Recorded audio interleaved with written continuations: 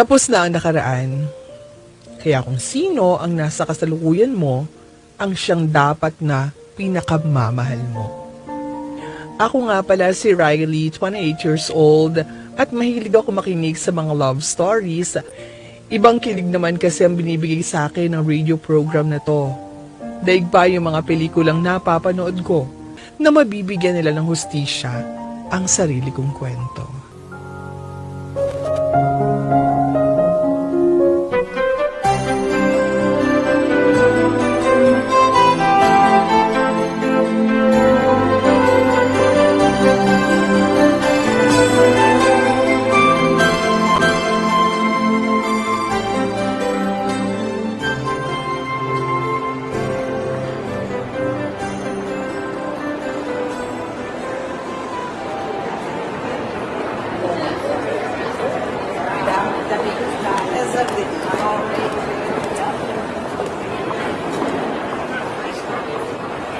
Ay, nako Riley, ikaw talaga. Alam mo namang ikakasal tayo, hindi mo pa inasikaso agad tong birth certificate mo. Sorry na, Chris. Hindi ko naman kasi akalain na nawawala pala sa mga records ko yung birth certificate ko. Hayaan mo na. At least, naasikaso na rin natin. Buti na lang, pwedeng mag-request ng birth certificate dito sa mall. Kaya lang, maghihintay pa tayo ng ilang araw bago natin makuha yan. Okay lang yan. Hindi naman tayo nagmamadali eh. Pero, mas magandang maayos na natin ang lahat ng mga kailangan. Mamaya, kukuha tayo ng sedula. Ha? Talaga? Oo, bakit? Ayaw mo ba? Napapagod na ako eh. Riley naman. Marami pa tayong mga dapat asikasuhin sa kasal natin eh. Dapat marami na tayong magawa ngayong araw. Pipila pa tayo dun eh. Di yan. Sandali lang yan. Ano ka ba? Sige na nga. Pero kumain na muna tayo, nagugutom na ako eh. Sige. Pero may titingnan lang akong libro dito Sandali lang. Ano? Ang ala ko ba? Nagmamadali tayo para makuha na natin yung sedula. Oo nga, pero nandito na tayo eh. May gusto lang akong tingnan. Sige na. Chris naman eh. Mabilis lang to. Sige na, samahan mo na lang ako sa loob. Ayoko dyan. Dito na lang ako sa labas. Ikaw, basta dyan ka lang Mabilis lang talaga ako, promise. Tapos kakain na tayo, okay? Itong lalaking to, umakasermon sa akin eh. Siya rin pala itong may ibang gustong gawin. Kala ko pa naman, nagmamadali. Aray! Sorry, miss. Ano ba? Tumingin ka naman sa dinadaanan mo. Marlon? Riley? Ikaw ba yan? Oo nga. Ang tagal din nating hindi nakita, no? Oo nga, magmula nung umalis ka papuntang States. Kala ko nga for good ka na doon. Hindi. Umuwi nga rin ako dito sa Pinas. Ang liit ng mundo no? Akalain mo yun? Nagkita pa tayo dito? Oo nga Ano nga palang ginagawa mo dito? Nagmamadali lang ako kasi may kikitain ako. Girlfriend mo? Hindi. Yung pinsan ko. Si Gilbert. Kilala mo nga yun di ba? Tsaka, single pa ako. Talaga? Oo. Kung gusto mo, sa susunod kita naman tayo. I-treat kita for dinner. Marlon, sorry pero hindi na pwede. May boyfriend na ako Tsaka, kakasal na kami. Iba talaga ang tibok ng puso ko noong mga oras na yon. Nakita ko ulit ang dating boyfriend ko na sobrang minahal ko. Matagal at malalim ang naging relasyon namin ni Marlon. Kaya sobrang sakit para sa akin noon, nagdesisyon siyang sumama sa pamilya niya sa Amerika. Ayoko talagang iwan niya ako. Pero hindi ko rin naman mapipigilan kung mahalaga rin sa kanya yung pamilya niya. Sinubukan namin magkaroon ng long-distance relationship, pero hindi rin gumana hanggang sa hindi na nga kami nagkatuluyan. At ngayon nakita ko na naman siya, bumalik ang mga alaala na magkasama kaming dalawa. Parang ang lalim naman ng iniisip mo dyan. Wala lang to, Clea. Ay, nako. Matagal na tayong magkaibigan, no? Alam ko kapag meron talagang gumugulo dyan sa isip mo. Wala talaga ako matatago sa'yo, no? Correct. Kaya kung ako sa'yo, sabihin mo na sa akin kung ano yan. Go. Wala lang. May naalala lang ako. Ha? Ano naman yung naalala mo? Hindi ano. Sino? Ay, nakakaloka ka, Riley, ha? Na-curious na tuloy ako kung sino ba yung naaalala mo. Sino ba yan? Gusto mo talagang malaman. Oo nga. Sige na, sabihin mo na. Si Marlon. Teka ha. Si Marlon? As in yung ex mo? Oo. Yung pinakamatagal na naging boyfriend mo? Yun ba yun? Oo nga. Siya nga. Riley, ano ka ba? Ikakasal ka na, di ba? Bakit iniisip mo pa yung lalaking yun? Ewan ko ba? Sa totoo lang, hindi ko naman siya nakalimutan eh. Pero, mahal ko si Chris ha. Kaya lang, hindi lang talaga siya mawala sa isip ko. Nako, friend, hindi pwede yan. Ano ka ba? Alam ko naman. Pero mahal mo naman si Chris, di ba? Oo naman. Oo, yun naman pala eh. So, naiisip mo lang si Marlon, di ba? Oo. Ganun lang. Tapos na yung lahat sa amin. Naisip ko lang talaga siya. Teka lang. Siguradong may nangyari eh. Kasi dati, parang okay ka naman. Umamin ka nga sa akin.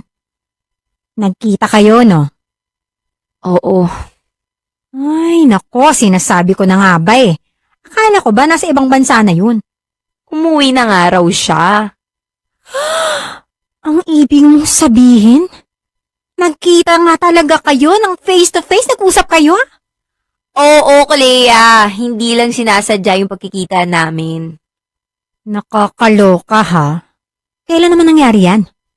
Nung sinubukan namin ni Chris na makakuha ng birth certificate sa mall, may tinignan lang si Chris dun sa bilihan ng libro. Naiwan ako sa labas. Tapos, nasanggi ako ni Marlon. Then, yun. Nagkita na kami. Ay, nako. Alam ba ni Chris yan? Hindi nga eh. Pero, tingin ko kasi, hindi naman nadya dapat malaman pa yun. Ano ka ba?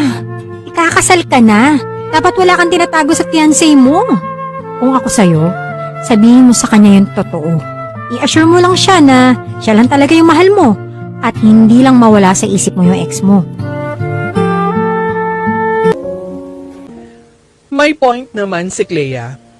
Hindi ako dapat nagsisinungaling sa boyfriend ko. Kailangan ko sabihin sa kanya kung ano talaga yung nararamdaman ko. Pero aaminin ko nagdalawang isip rin ako kung susundin ko ba yung sinabi niya. Kilala ko si Chris at alam kong may pagkaseloso siya. Kaya dapat talagang mag-ingat ako sa mga sasabihin ko. Hanggang sa pinalakas ko na lang ang loob ko. Mas magandang masabi ko na lang sa kanya kung ano ang totoo. Dapat wala akong tinatago sa boyfriend ko.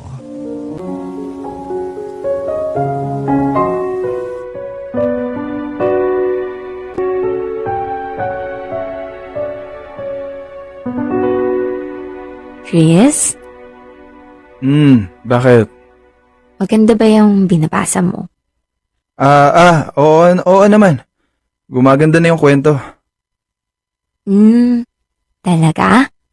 Oh, bakit? Gusto mong hiramin? Sige, pero kapag natapos mo ng basahin. Oo, sige, walang problema. Pero, ano kasi, may sasabihin sana ako sa'yo. Riley, pwede bang saka na lang yan? Nagbabasa pa ako eh. Importante kasi para sa akin to, Chris. Hindi na ba pwedeng makapaghintayan? Hindi eh. Riley naman kung kailan napapasarap na yung pagbabasa ko eh. Sorry na. Gandahan mo naman yung timing mo sa susunod ah. Oo na, pero pwede mo namang balikan yung binabasa mo eh. Gusto ko lang talagang masabi na to sa'yo. Ay, sige na nga. Importante ba talaga yan? Oo nga. Iistorbohin ba naman kita kung hindi? Tungkol saan ba yan? Meron akong kailangang aminin sa'yo. Baka naman maliit na bagay lang yan ha, Riley. Huwag na nating sayangin yung oras natin dyan. Hindi, Chris. Hindi naman ako nagkamali, pero kailangan mong malaman to. Sige, sabihin mo na kung ano yung aaminin mo. Naalala mo nung kumuha tayo ng birth certificate ko? Diba, tumingin ka dun sa bookstore. Hindi sinasadya, pero bigla kaming nakita ni Marlon. Ha? Si Marlon? Yung ex mo? Akala ko ba nasa States na yun? Umuwi na raw siya eh. Yun lang naman.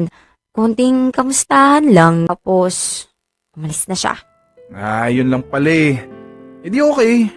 Wala ka namang dapat ikagilty eh. Nakita lang naman kayo eh. Pero Chris, ang totoo kasi niyan, lagi ko pa rin siyang naiisip eh. Ano? Huwag ka sana magagalit ha. Tapos naman na lahat yun sa amin. Ikaw na yung mahal ko. Pero, matagal din kasi yung pinagsamahan namin eh. Special yun sa akin. At ayoko namang itago yun sa'yo. Gusto ko lang na maging honest sa'yo bago tayo ikasal. Mahal na mahal kita. Kaya nga magpapakasal na tayo, di ba? Pero, siya yung greatest love ko.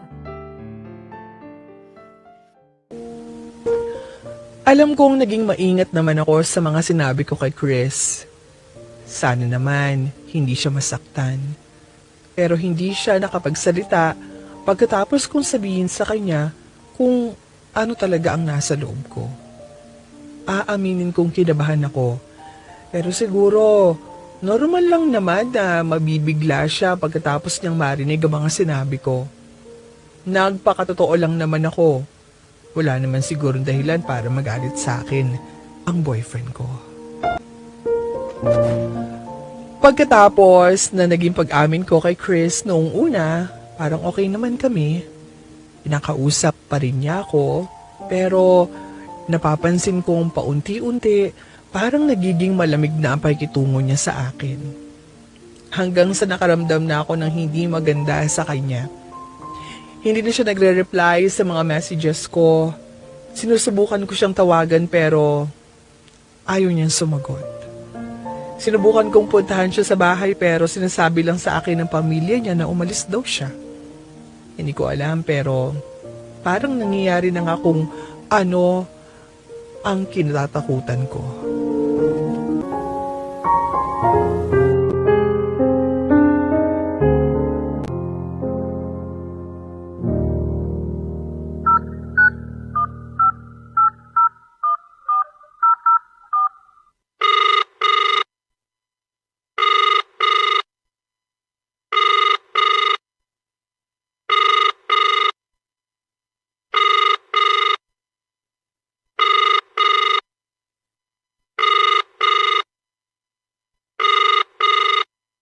Chris, pagod ka naman.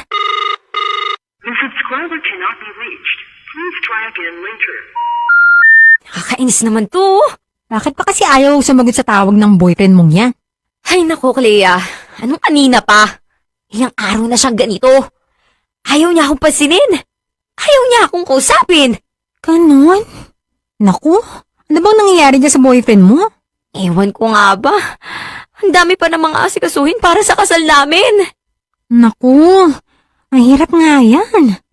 Nai-stress na nga ako sa dami namin gagawin. Tapos, dumagdag pa siya. Baka naman may kasalanan ka sa kanya. Ha? Wala akong kasalanan sa kanya. Ano ba kasing ginawa mo bago siya nagsuplado sa'yo? Eh di nung sinunod ko yung payo mo. Payo ko. Bakit man ako nadamay dyan, girl? Nakakainis ka naman, Clea. Nagmamaang-maangan ka pa. Nakalimutan mo na ba yung sinabi mo sa akin? Sinabi? Yung ano ba? Ang sabi mo, maging honest ako sa boyfriend ko. Eh di sinabi ko nga kay Chris na hindi nawawala si Marlon sa isip ko. Oo nga pala, naalala ko na. Naku, Riley, sorry ah. Hindi yata ako nakatulong sa'yo, mas napahamak ka pa yata, sorry. Kaya nga ay, hindi ko na tuloy alam kung ano yung gagawin ko. Paano ba kasi yung pagkakasabi mo? Wala lang. Inamin ko lang na nagkita kami ni Marlon. Okay pa kami nun eh. Oh, yun naman pala eh. Sana pala hanggang dun lang sa nagkita kayo ni Marlon yung sinabi mo. Pero wala namang masama kung sabihin ko sa kanyang hindi pa rin namang mawala sa isip ko yung ex ko, di ba? Tapos ayun. Sinabi ko lang na mahal ko siya at magpapakasal ako sa kanya. Pero di ko itinago sa kanya na si Marlon yung greatest love ko. Ay, nako, Riley. Kaya naman pala eh. Dapat hindi mo na sinabi na yung tungkol sa greatest love na yun. Masyado ka naman yata naging honest sa boyfriend mo. Alam mo yun, hindi ka na nag-filter. Kakaloka ka. Ang isipin talaga nun, yung ex mo pa rin yung mahal mo. Mali talaga, mali.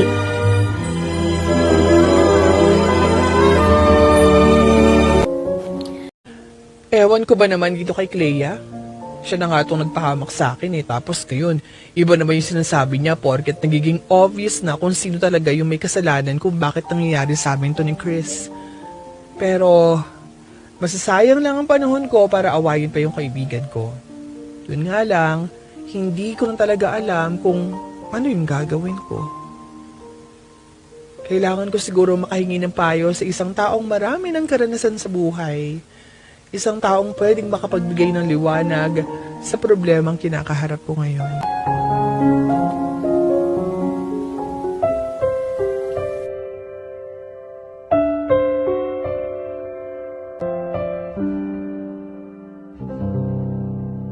Papa, Bakit anak? may ginagawa po ba kayo? Wala naman. Inuubos ko lang tong bira at nagpapaantok lang ako. Papa ha, baka mamaya napapasobra na yung pag-inom nyo. Hindi yan. Ipakonti-konti lang naman ako eh. Pwede ko po ba kayong makausap? O sige. Tungkol saan ba yan? Nag-away po kasi kami ni Chris eh. Ano? Anak naman eh, ikakasal na kayo ni Chris. Nag-aahoy pa kayo. Sa totoo lang po, pa. Hindi naman po ako yung aaway. May napag-usapan lang po kami. Siya lang po itong hindi namamansin bigla sa akin. Normal lang yung may hindi pagkakaintindihan. Pero kapag may sakitan na eh, ibang usapan na yun ha. Hindi naman po ako sinaktan ni Chris, Papa. Mabuti naman kung ganon. Ano ba yung pinagawayan yung dalawa? Hindi po sinasadya nakita kami ni Marlon sa mall. Si Marlon, yung dating boyfriend mo? Opo, pa.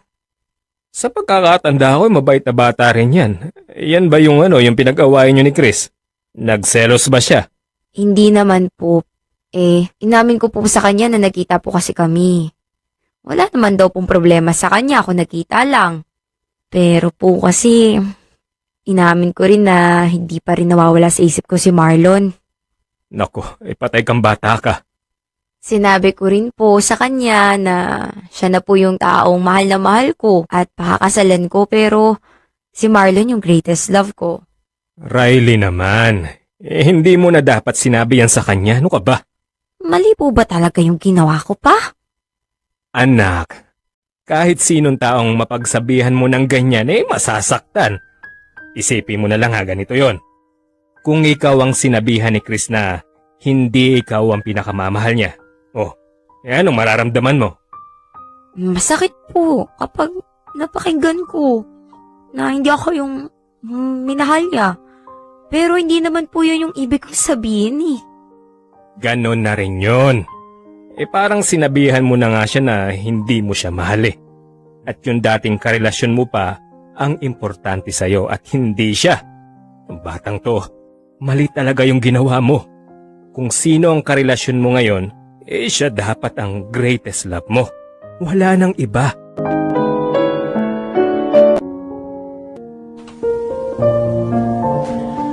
Hindi ko matanggap yung sinabi ni Papa sa akin. Nagpakatotoo na nga ako. Hindi na nga ako nagsinungaling sa boyfriend ko. Hindi naman ako nagtaksil sa kanya. Bakit ako pa rin yung mali? Pero dahil sa ilang araw at gabi hindi ako matahimik dahil sa kakaisip sa mga sinabi sa akin ng tatay ko, nakukuha ko na rin kung bakit hindi rin tama yung ginawa ko. Hindi ko dapat ipinaramdam kay Chris na meron pang mas higit pa sa kanya sa puso ko. Saka ko lang na-realize na nasaktan ko talaga ang boyfriend ko. Sana hindi pa huli ang lahat. Gagawin ko ang makakaya ko para makabawi sa naging pagkakamali ko.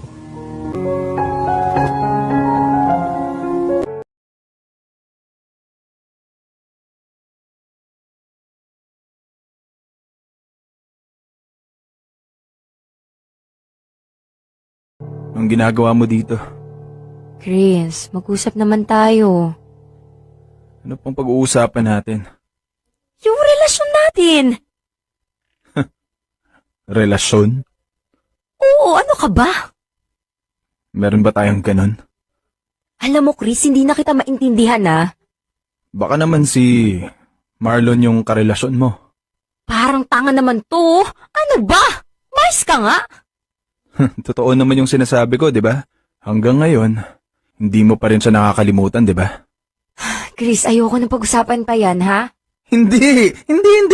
Pumunta ka dito para makipag-usap sa akin, di ba? Ito yung gusto kong pag-usapan natin. Chris, ayoko mag-away tayo. Wala naman tayong dapat pag-awayan eh. Kasi mukhang wala namang tayo.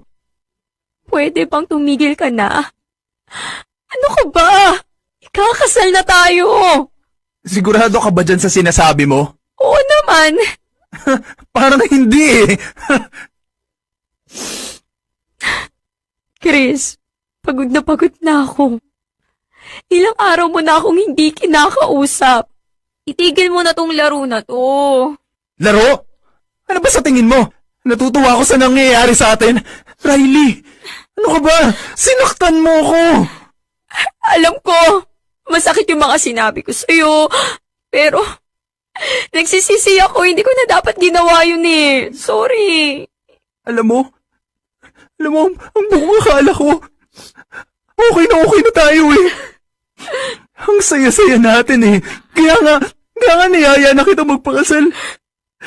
Yun pala, siya pa rin yung laman ng puso mo.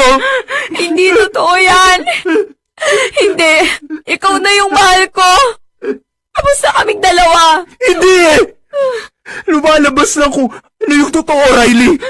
Siya pa rin talaga yung mahal mo. Sino nang galing, di ba? Si Marlon, ang greatest love mo. Hindi ako. Si Marlon.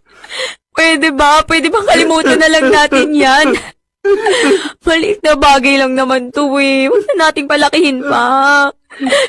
Kalimutan mo na lang yung mga nasabi ko sa'yo, okay? Kalimutan mo na yun. Mahal na mahal kita. Alam mo yan, mahal kita.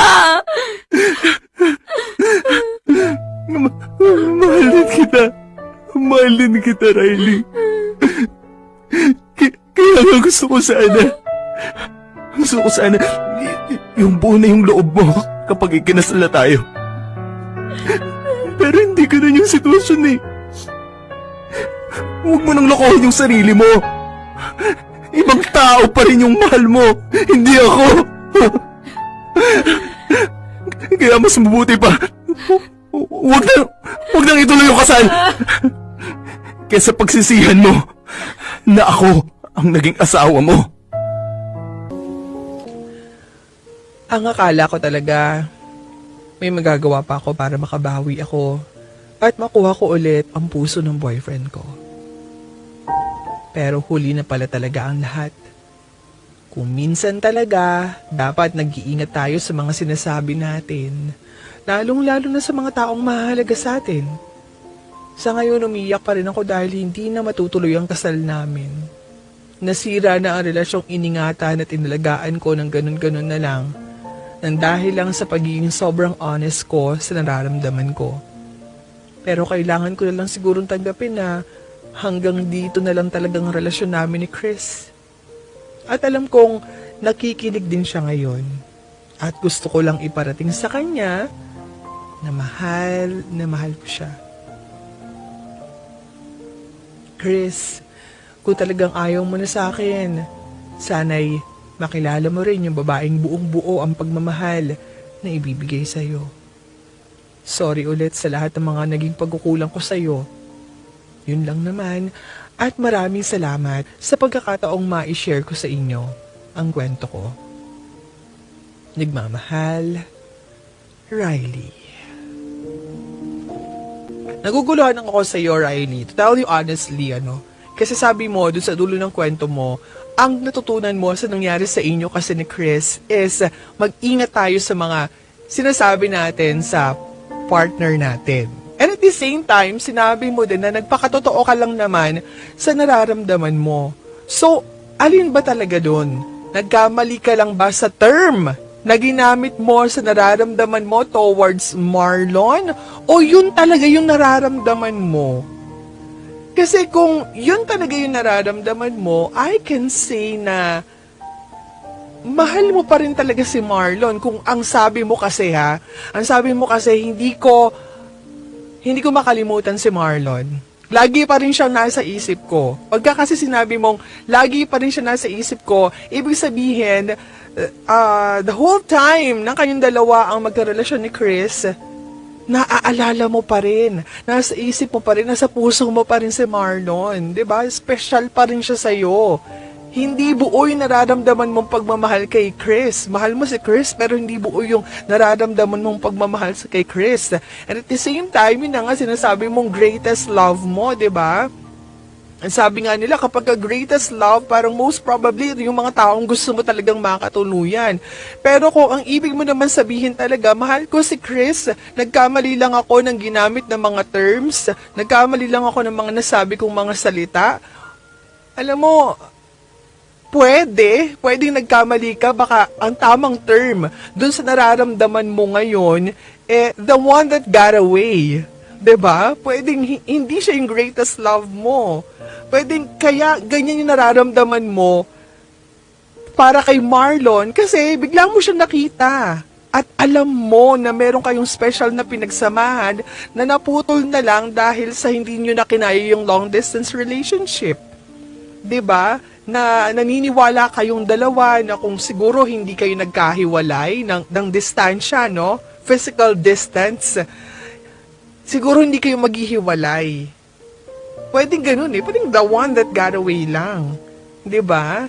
Kasi parang siguro kaya mo naiisip na siya yung greatest love mo kasi parang ang dami pang mga tanong sa isip mo na paano kung halimbawa, yun nga, hindi kami nagkalayo, paano kung halimbawa hanggang ngayon magkasama pa rin, hindi siya umalis, hindi siya nagpunta ng ibang bansa, di ba?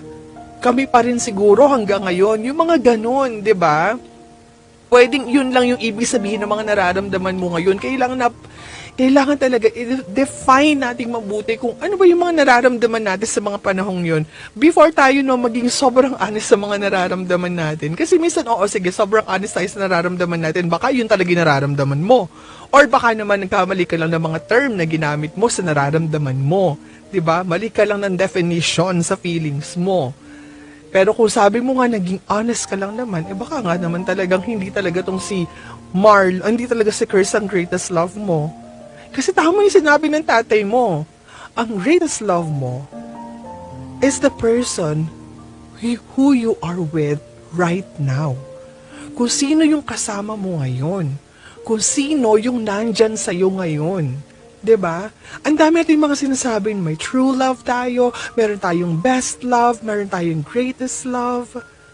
Alam nyo, lahat ng yan, mga din nating ma-feel sa isang tao. We may experience best love sa isang tao kasi naramdaman natin at napakita natin yung best version ng sarili natin sa taong to. Yung greatest love din natin can be our true love kasi yung naramdaman natin sa taong to ay totoo. Na despite sa lahat ng mga flaws natin, sa lahat ng mga pagkakamali natin, sa lahat ng mga pagkukulang natin, mahal pa rin natin tong taong to. That's true love. May unconditional pa na love. 'Di ba? Hindi hiwa-hiwalay. Ako sa akin lang to, ewan ko sa inyo. Kasi ako niniwala ako na, alam niyo, pare-pareho lang yung love na yan. At dapat sa isang tao mo lang yung nararamdaman. Hindi pwede na iba yung true love mo, iba yung best love mo, iba yung greatest love mo. Dapat kung sino yung tao nandyan sa'yo ngayon, siya yung greatest love mo. Yung tao na nagbibigay sa'yo ng pagmamahal ngayon, yung taong nandyan para sa'yo, at ikaw din, yung taong binibigyan mo ng pagmamahal ngayon, yung taong binibigyan mo ng effort ngayon, dapat siya yung greatest love mo. At wala nang iba.